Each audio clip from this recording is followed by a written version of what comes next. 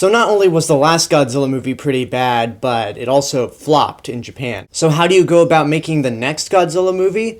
Well, one, you bring in two of his most iconic co-stars, Mothra and King Ghidorah, but two, you also get the guy who was single-handedly responsible for making the Guardian of the Universe and friend of all children, Gamera, cool again.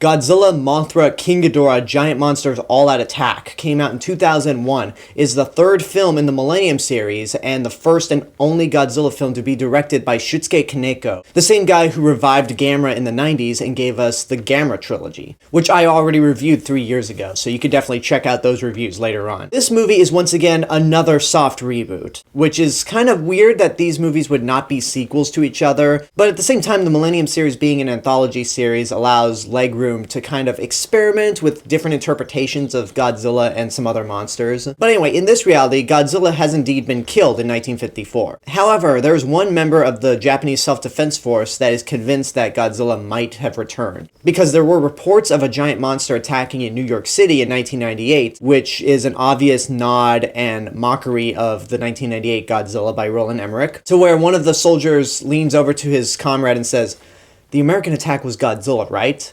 And his friend says, "Yeah, that's what all the American experts claim, but our guys here have doubts." See, Toho, I can deliver these lines much better than the guys you hire over in Hong Kong to do your dubs. Now, give me a job.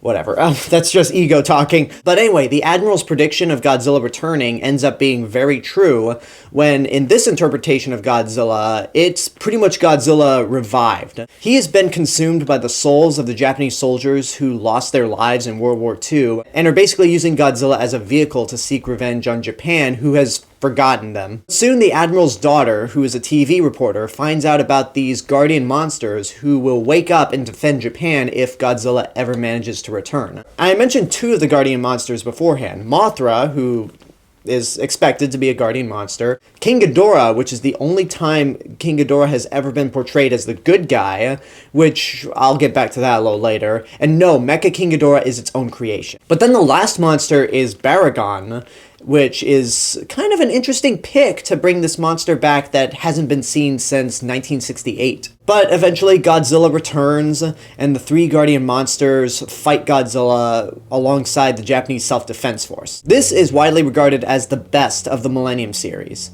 and yeah, it is. No question about that at all. Now, Shusuke Kaneko actually had a couple of ideas on how to approach his Godzilla movie soon after he did Gamera and a couple of other movies for Toho. He originally wanted to make a movie where Godzilla fights Kamacuras, which is an odder choice than picking Baragon to be in this movie, but his idea was that it was just going to be Kamacuras, and it was going to be done with the most advanced CGI that Japan had, which, I mean, the CGI in Megaguirus looked like a Sega Dreamcast console, but that idea was ultimately scrapped because Godzilla was already fighting a giant bug monster in Godzilla vs. Megaguirus. So then he wanted Godzilla to fight some weird alien creature, which I'm not sure what else came of that. And then ultimately we got the movie that we got, but with some changes. Originally, the roster was not only going to have Godzilla and Baragon, but also Varan and Anguirus instead of Mothra and King Ghidorah. In fact, there's even sculptures of what Varan and Anguirus were going to look like in this movie, had the original idea gone through.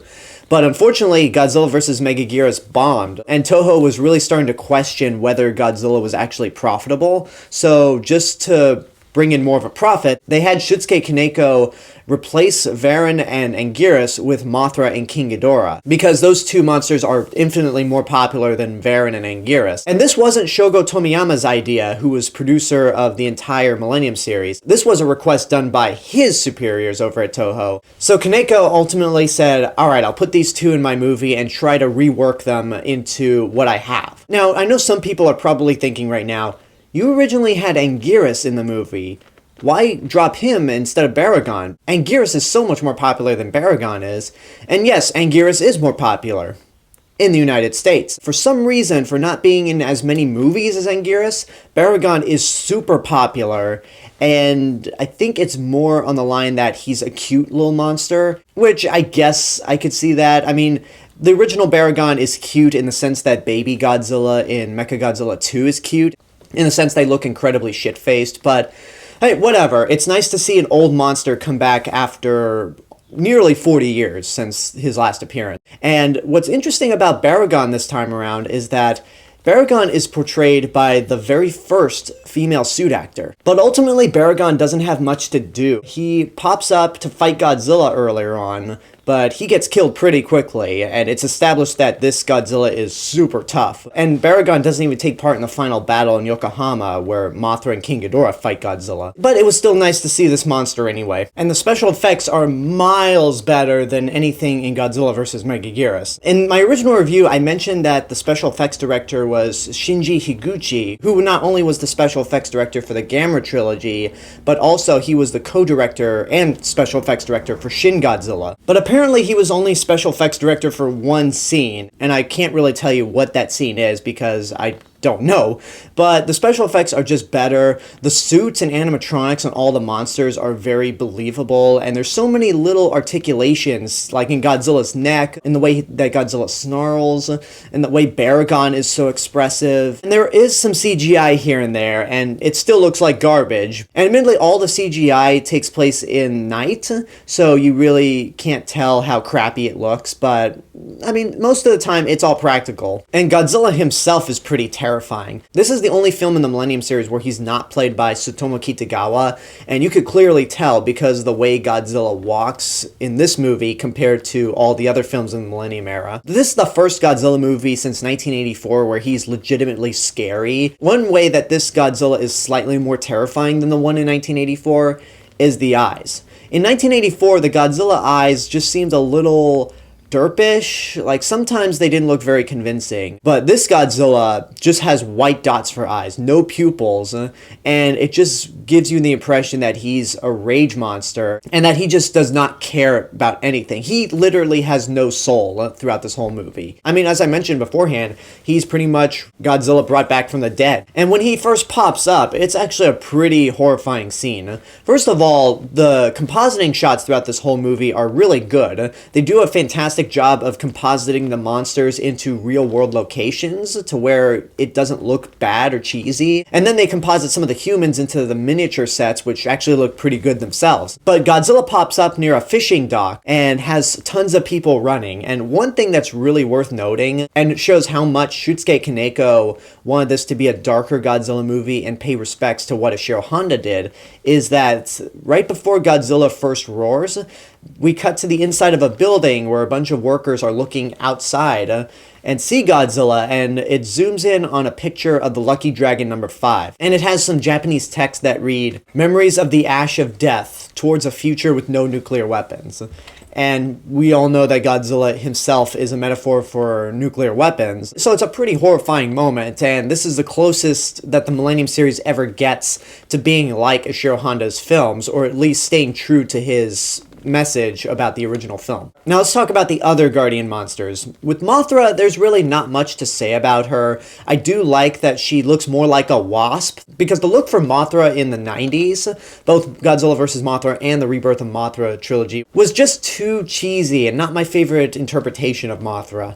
This design of Mothra is not one of my favorites either, but it's definitely inventive and makes Mothra appear more scrappy when she's fighting, and her adult form is tiny compared to Godzilla. And then King Ghidorah is also smaller than Godzilla this time around, because normally in other movies King Ghidorah would tower over Godzilla, and this one Godzilla is a few meters taller than King Ghidorah. And again, you gotta keep in mind that King Ghidorah and Mothra were not supposed to be part of this movie. It was Varan and Anguirus. And Shusuke Kaneko wanted to bring in monsters that were not tougher than Godzilla. So if you're disappointed about Mothra and King Ghidorah not being powerful enough against Godzilla, then there's your legit reason why. And at first, I didn't like this movie because King Ghidorah was the good guy. I'm like, no, King Ghidorah's always the bad guy, and Godzilla's always the good guy, or the lesser of two evils. But I've watched this movie several times beforehand, and just ultimately made peace with the fact that King Ghidorah's a good guy. And the way he's redesigned, he looks more peaceful than he did beforehand. The score is great as well. It's got a very techno yet gothic score to it,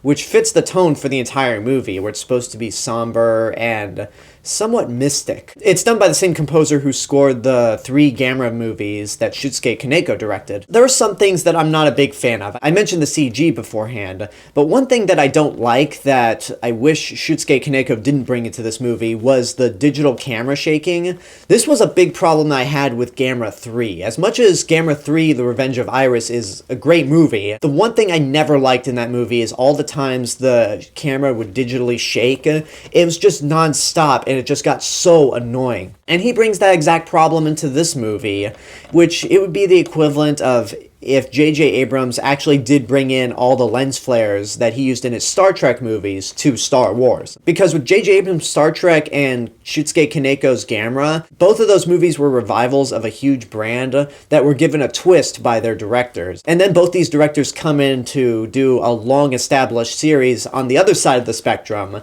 and whereas Shusuke Kaneko brought in his style of the digital camera shaking, it just doesn't work at all. Now, one thing I used to hate is the Guardian monsters killing humans, especially when it came to Mothra. So the first time we get introduced to Baragon, he's tunneling through a mountainside tunnel and kills a whole group of bikers, and I'm like, you know what, for being a Guardian monster, that's kind of odd. But then I had an issue with the Mothra larva killing a bunch of teens on vacation, Jaws style. And it just seems so out of character of Mothra to do that. But after rewatching the movie again for this review, the teens are acting like complete douchebags. They're breaking in, stealing things. They grab a dog that they nearly stoned to death and try to drown. And at that point, I'm just like, okay, fuck those kids.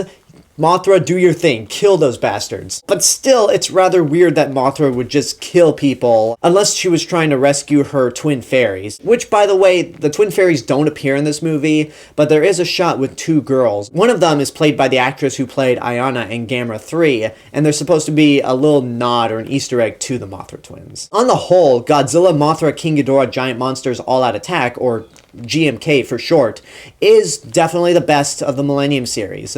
There's nothing about it that'll make me say, get off your ass and go see it right now, but it is definitely worth seeing in your lifetime. This is the only movie in the Millennium series that sticks as close to what Ishiro Honda intended, and manages to be a very entertaining monster mash as well. So definitely check this one out. My big criticism, though, is that if you watch this movie with the subtitles, they're gonna do a real disservice. And this is not a problem with Toho at all. This is a problem with Sony and the fact that they just wanted to subtitle the dub and not the actual Japanese script. There are 2 moments that stick out to me. One is when the soldiers are assembling in Yokohama. They pass by this Chinese man who's waving at them, and then there's a Japanese woman that translates for him, and the actual Japanese translation is, he wishes you guys luck, because that plays into Honda's theme of unity, where everyone banded together to face a common enemy. But in the subtitles, which have been infamously known as dub titles, the girl basically says, good luck, you're all gonna die, and when you watch this, you just want to go,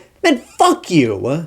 Like, that is just blatantly disrespectful to what the original Japanese dialogue had intended. And then there's a moment during Godzilla and King Ghidorah's underwater fight where the Self-Defense Force launches this special missile at Godzilla that's supposed to drill into him.